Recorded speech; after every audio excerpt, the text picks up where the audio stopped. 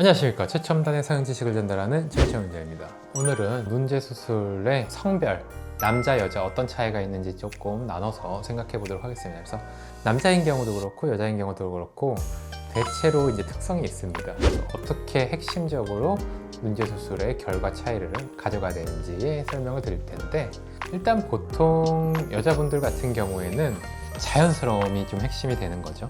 일단은 여자분들은 전체적인 분위기를 조금 더 중요시하는 경향이 있습니다. 그래서 내 눈이 이제 돌출눈인지 함몰눈인지에 따라서 어울리는 라인을 가져가게 되는 경우가 많은데, 확률적으로 가장 아름답게 보이는 눈은 제가 아이패드로 그림을 그리면 약간 얇은 인아웃 라인이라고 할 수가 있겠죠. 왜 그러냐면 우리가 정면을 보고 있기도 하지만 약간 아래로 볼 때도 있고, 그럴 때 종합적으로 조금 부자연스러운 모습이 없고 자연스러워 보여야 되기 때문에 얇은 인아웃 라인으로 만들게 되면 보통 그런 경우를 두루두루 만족을 하게 됩니다. 하지만 이제 이전의 수술의 경우에 좀 졸립게 수술이 됐다든지, 아니면 쌍꺼풀이 너무 두껍게 됐다든지, 아니면은 눈 위에 여러 가지 심한 격주름이 보인다든지, 이런 경우들을 이렇게 만드는 경우는 결국 낮추는 재수술이 될 수밖에 없습니다. 그래서 낮추는 재수술이 여자분들의 경우에도 많이 시행이 되게 되고, 또한 이제 쌍꺼풀이 풀리는 경우들은 종종 확률적으로 일어나는 이제 경우라고 할 수 있겠죠. 쌍꺼풀이 있었는데 없어졌다, 아니면 눈이 컸는데 갑자기 작아졌다라는 변화들이 일어났을 때 판단을 해서 쌍꺼풀이 이제 풀렸구나, 이거를 조금 더 안 풀리게 교정을 해야 되겠구나, 이랬을 때 그냥 단순히 안 풀린 걸 안 풀리게 딱 붙이는 개념이 아니라 밸런스 다시 좀 설계를 해야 됩니다. 그래서 밸런스 설계를 다시 하고 양쪽을 또렷하게 만드는 식으로 수술이 진행되게 됩니다.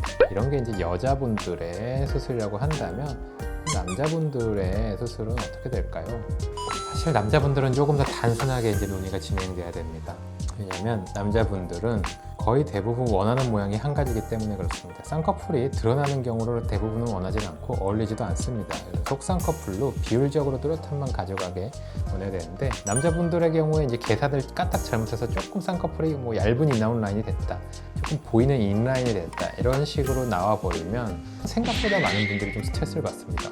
느끼해 보여요, 이제 조금 부담스러워 보여요, 그런 식으로 얘기를 많이 하기 때문에 이런 경우에 좀 낮추는 재수술을 많이 하게 됩니다. 그래서 낮추는 재수술을 해서 속쌍꺼풀로 만드는 수술을 남자분들은 많이 하는데, 그렇게 무작정 낮추는 게 또 답은 아니고 딱 맞아떨어지게, 우리가 이제 눈이 이렇게 있고 눈알이 있으면 속눈썹이 나 있지 않습니까? 그래서 속눈썹에 딱 속쌍꺼풀 라인이 걸치게 만들어줘야지 너무 처져 보이지도 않고 뚜렷함이 보이면서 부담스러운 라인도 없는 그런 눈이 되는 거죠. 그래서 이런 식으로 속쌍꺼풀이 속눈썹에 딱 걸치는 라인을 남자분들은 만들기 위해서 낮추는 재수술 세팅을 하게 됩니다.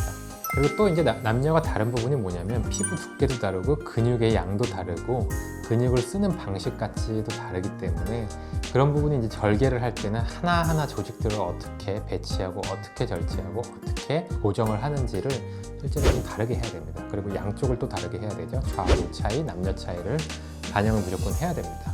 그리고 원하는 이미지 차이도, 요새는 근데 이제 남자분들이라고 하더라도 가끔씩 좀 화려하게 해주세요 이런 분들이 있기 때문에, 그런 거는 이제 질문을 통해서 제가 물어보니까 무조건 똑같이 수술 받는다 이런 식으로는 생각 안 하셨으면 좋겠습니다. 그래서 남녀 차이들은 이런 식으로 크게 보면은 재수술이 이루어질 수가 있게 됐고, 남자분들의 경우에는 부담스럽지 않고 느끼하지 않게 하는 게 가장 중요하고, 여자분들의 경우에는 눈의 구조와 윤곽에 맞게 돌출눈, 함몰눈, 그리고 이제 눈과 눈썹 사이 거리, 눈의 가로 길이 등과 같은 요소들을 파악해서 맞춤형으로 수술하는 게 중요하다라고 할 수가 있겠습니다. 그리고 또 이제 새로운 번외로 이제 얘기 드릴 수 있는 경우는, 저희 병원에 이제 또 출산 후나 아니면 다이어트 전후 이런 경우에 살이 굉장히 많이 쪘다 빠졌다를 반복하게 되는데, 이런 경우 옛날에 수술했던 눈이나 아니면 수술 안 했던 첫눈이라고 하더라도 눈이 갑자기 바뀌는 경우가 많습니다.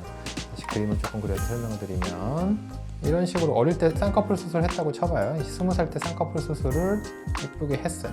이런 식으로 해서 눈에 쌍꺼풀 모양이 나오는데, 여기서 갑자기 뭐 15kg가 빠졌다고 쳐봐요. 그러면 어떤 일이 벌어지냐면, 눈 위에 이 부분에 정상적으로 있는 지방이 쥐꼬리 해서 없어지게 됩니다. 없어지면 어떻게 되냐, 단면도로 보게 되면 눈알이 있고 눈 위에 뼈가 있는데, 이 지방이 이제 없어지니까 피부가 이런 식으로 꺼지면서 겹주름이 지게 됩니다.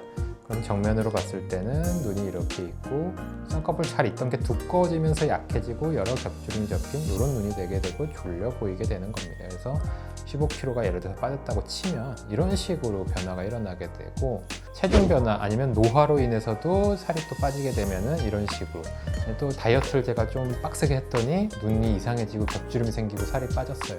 쌍꺼풀이 높아지면서 풀렸어요. 아니면 제가 출산 후에 애를 낳으니까 임신 후에 살이 쪘다 갑자기 확 빠졌는데 체중 변화가 심하다 보니까 체중 변화만으로도 이런 변화들이 일어나는 경우가 굉장히 많습니다. 그래서 이런 경우들은 이제 구조를 복원해주면 되는데, 어떤 경우는 그냥 다시 찝기만 해도, 기절개나 자연유착 방법으로 해기만 해도 해결이 되는 경우가 있는데, 어떤 경우들은 또 지방 이식을 하거나 절개로 약간 지방 재배치를 해야 되는 경우들도 있으니까 상담 오시면 제가 어떻게 해야 될지 말씀드리도록 하겠습니다. 중요한 건 뭐다? 살이 빠지면서 눈이 변할 수 있다. 그래서 수술의 필요성이 생길 수 있다라는 것입니다. 그래서 지금까지 남녀의 성별에 따른 눈제 수술의 차이점, 그리고 체중에 따른, 몸무게에 따른 차이점들에 대해서 알아봤고요.